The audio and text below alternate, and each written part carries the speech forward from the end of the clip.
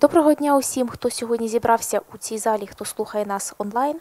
Починаємо роботу в Українському кризовому медіа-центрі. Перша тема на сьогодні – це презентація доповіді моніторингової місії ООН щодо ситуації з правами людини в Україні. Доповідачем буде Фіона Фрейзер, голова моніторингової місії ООН з прав людини в Україні. Miss Fiona, the floor is yours.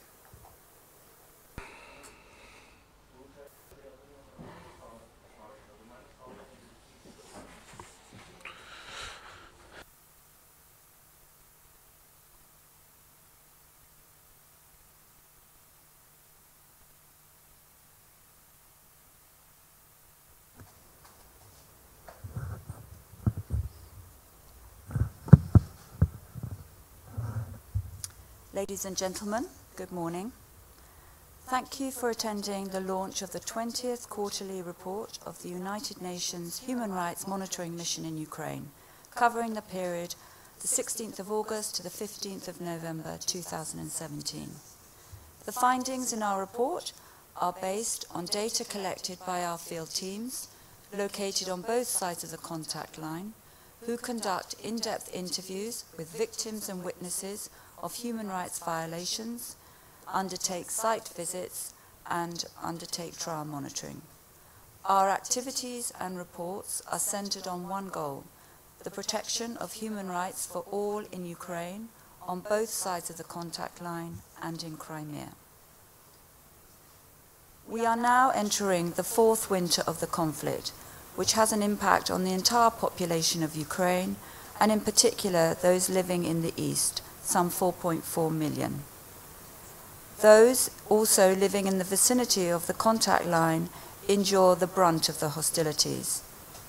They face daily ceasefire violations in an active conflict zone, which creates continuous insecurity and hardships, restricts their freedom of movement, and prevents access to goods and services. With no end in sight to the conflict, this burden is reaching an unbearable level for the conflict-affected population.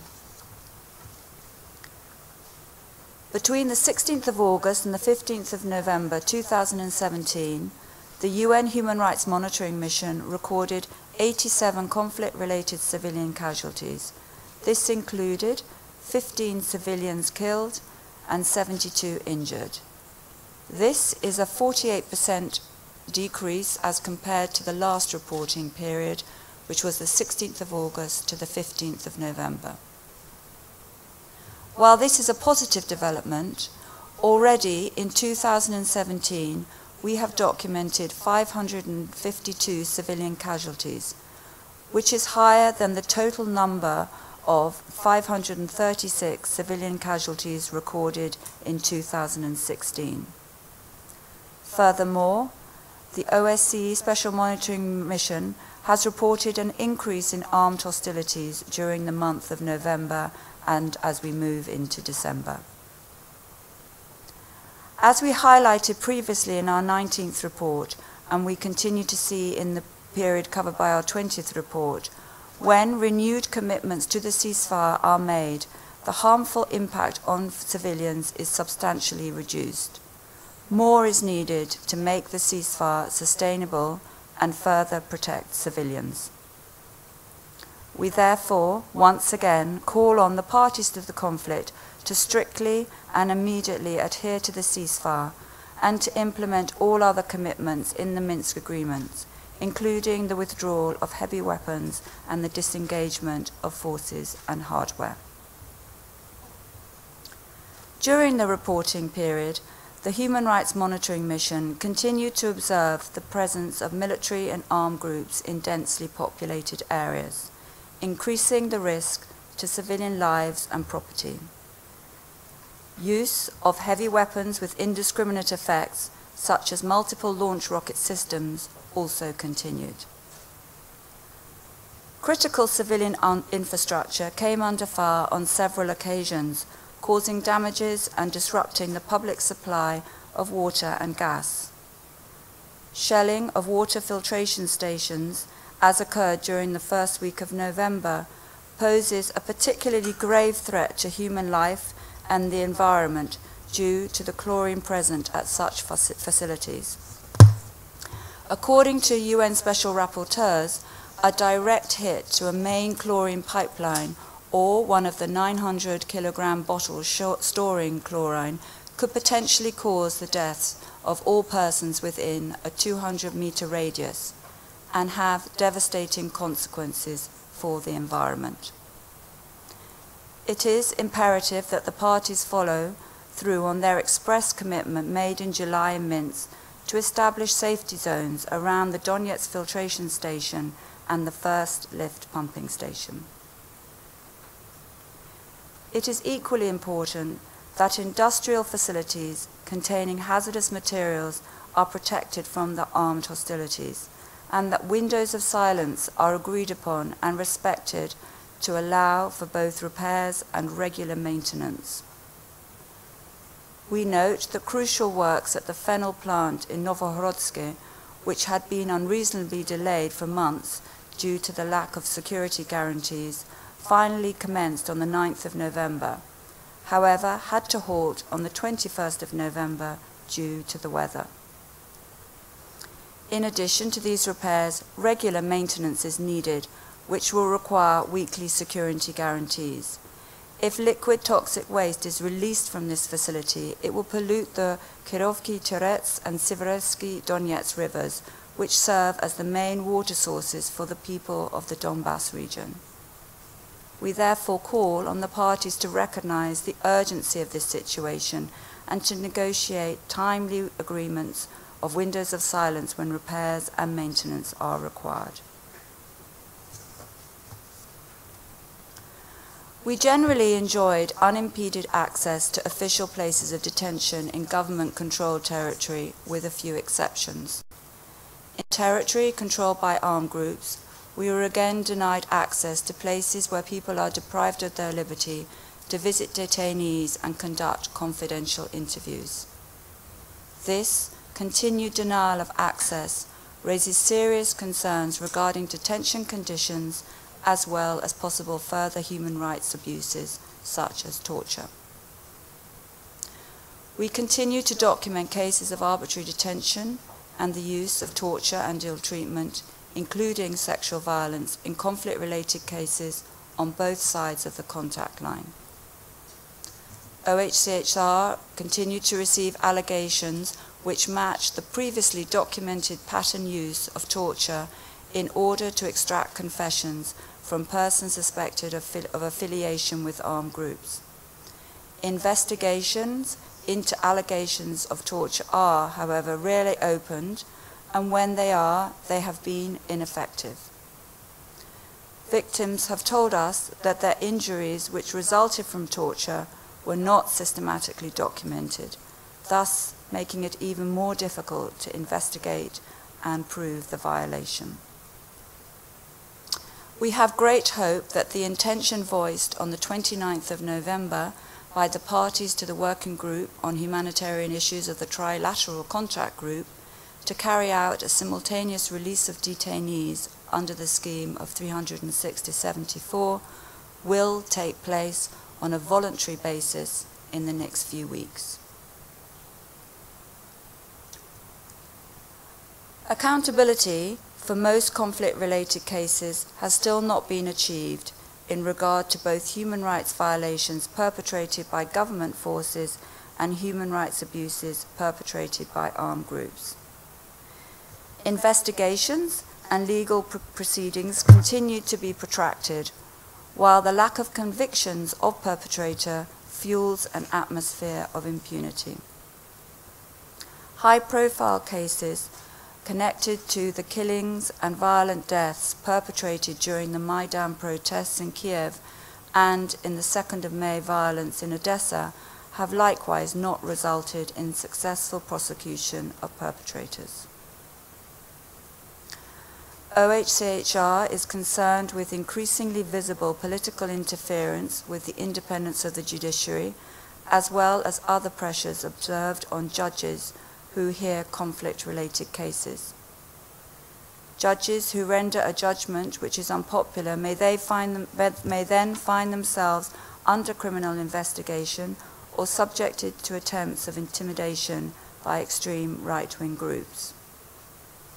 OHCHR is concerned with such pressure and interference with the judiciary, and that it may have a chilling effect on future investigations and court proceedings into serious violations committed by members of the government forces. Further, when perceived together with the general lack of accountability in conflict-related cases, it fuels public distrust of the judiciary. Residents in territory controlled by armed groups continue to have no access to the justice system of Ukraine. Structures developed by the armed groups fail to protect human rights or to provide effective remedies. Practices such as incommunicado detention and closed so-called hearings give rise to serious human rights concerns. The situation is even more worrisome in light of a second death penalty that was announced by the self-proclaimed Donetsk People's Republic in November. OHCHR notes that international law sets out stringent conditions for the application of the death penalty, including meticulous compliance with international fair trial standards, which the armed groups clearly failed to meet. Restrictions on freedom of movement continue to affect hundreds of thousands of people in eastern Ukraine. Those living near the contact line are more and more isolated, often without access to basic goods and services and humanitarian aid. Over 1 million crossings of the contact line were recorded in each month of the reporting period. As the checkpoints on the crossing routes reduce their operations to adjust to shorter daylight hours, the result is longer queues with civilians exposed to freezing temperatures, degrading physical conditions, and inadequate sanitary facilities for many hours. These conditions are particularly challenging for persons with disabilities and the elderly, who account for the majority of persons crossing the contact line. We welcome the recent repairs which completed this weekend on the deteriorating wooden ramps at the Stanitsa-Luganska footbridge crossing route. We stress, however, that additional crossing routes must be opened, allowing for vehicles as well as pedestrians to cross the contact line in the Luhansk region. The queues at the crossing routes also leave civilians exposed to security risks, such as shelling and landmines, for prolonged periods of time. During the reporting period, at least 9 security incidents occurred at or near the crossing routes, and 3 elderly women were injured from explosive devices. At the same time, no discernible measures have been taken by the parties to the conflict to ease restrictions on freedom of movement or to decrease the security risks and hardships faced by civilians.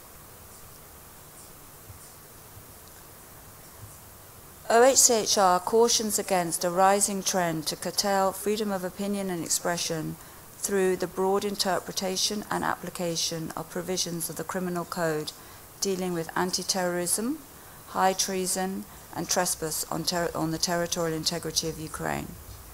Several media professionals, journalists, and bloggers have been charged with these serious crimes and, in a few cases, convicted in response to their publications or social media posts which the State Security Service deemed anti-Ukrainian. In one emblematic case, a journalist in Zhytomyr charged with treason and terrorism based on his publications is now facing up to 15 years of imprisonment. Similarly, OHCHR noted a worrying trend of foreign journalists reporting on the conflict in the East being labelled propagandists as a basis for their arrest and deportation from Ukraine. In territory controlled by armed groups, freedom of expression remains severely restricted, with no critical publications or elements of dissent tolerated in the media. Armed groups of the self-proclaimed Donetsk People's Republic continue to detain blogger Stanislav Aseyev, who has been held since the 3rd of June. Meanwhile, another blogger was sentenced to 14 years of imprisonment for his social media posts, which criticized the armed groups of the self-proclaimed Luhansk People's Republic. The living conditions of people residing in conflict-affected areas close to the contact line remain dire due to damages and regular wear and tear of key civilian infrastructure, lack of access to basic services, restrictions on delivery of humanitarian aid, a deteriorating economic environment, food insecurity, high level of unemployment, and limited access to psychosocial and other forms of support. For example, disruptions of the gas supply to Krymsky, Toshkivka, Nizhny, and Pikusi, together with limited economic means and lack of humanitarian aid, may result in civilians entering this winter season without the ability to adequately heat their homes. The situation has been compounded by the continuation of the government policy to link pension payments to IDP registration and the further restriction of activities of humanitarian actors by armed groups in territory under their control. At the same time, the lack of an accessible and effective mechanism for restitution of and/or compensation for property damaged or destroyed due to the armed hostilities remained among the most pressing, unaddressed socio-economic issues. Over the reporting period, OHCHR continued to document attacks against persons belonging to minority groups or holding opposing social and political opinions. We noted increased visibility of manifestations of intolerance by extreme right-wing groups who employ threats and violence to achieve their goals. A book launch in Lviv and a Maidan commemoration in Mykolaiv were both cancelled due to threats by members of right-wing groups, including Sokil, Svoboda Youth Wing, and the right sector. Such threats and use of violence often go unpunished, contributing to the sense of impunity. On the 30th September, participants in the Equality Festival in Zaporizhia were attacked, resulting in the hospitalization of several participants. The attackers were clear in demonstrating the discriminatory nature of their actions by shouting, "This is not the place for people like you." Yet, despite this, the police were unwilling to classify the attack as a hate crime. OHCHR continued to monitor, document, and report on the human rights situation in Crimea on the basis of UN General Assembly Resolution 68262 on the territorial integrity of Ukraine and General Assembly Resolution 71205 referring to the temporary occupation of Crimea by the Russian Federation. The Russian Federation, as the occupying power, continued to impose its own legal framework on the peninsula in violation of international humanitarian law. Furthermore, the manner in which the legal framework was imposed raised grave human rights concerns, with documented cases of arbitrary arrests and detention, torture and ill treatment, as well as restrictions on the freedoms of peaceful assembly, opinion, and expression. These human rights violations are disproportionately affecting Crimean Tatars. During the reporting period, 49 Crimean Tatars were arrested and briefly detained for holding peaceful one-person pickets in various locations throughout Crimea. Following house raids, 10 Crimean Tatars were arrested and charged either with membership in a terrorist organization or with engaging in extremist activities. 9 other Crimean Tatars who come to show solidarity and monitor the actions of law enforcement officers were detained and charged with administrative offences. In one particularly egregious case, a Crimean Tatar was arrested by the FSB in the morning of 13th of September and held incommunicado. The next day, he was left at a bus station in Simferopol in a grave physical and emotional state with clear signs of injuries. He had been beaten and tortured, including with electric shocks, in order to force him to make incriminating statements against himself and others. No formal record of his arrest was made, and no official charges were brought against him. OHCHR notes that these and other arrests during the reporting period were often preceded by raids of Crimean Tatar homes conducted by law enforcement agencies. There were 18 such raids recorded by OHCHR during the month of November alone, a record in 2017. These and other such trends will continue to be closely monitored. On the 28th of September, a new law on education entered into force in Ukraine, which introduced new rules on the use of languages in public education. Under the law, the Ukrainian language will become the main language of instruction in secondary and higher education.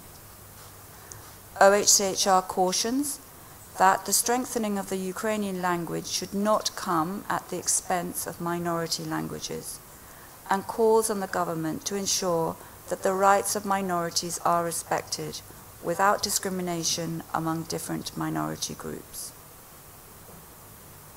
On the 6th of October, Parliament began consideration and adoption of a new legal framework concerning territory not under the control of the government, with the aim of restoring state sovereignty over certain areas of Donetsk and Luhansk regions.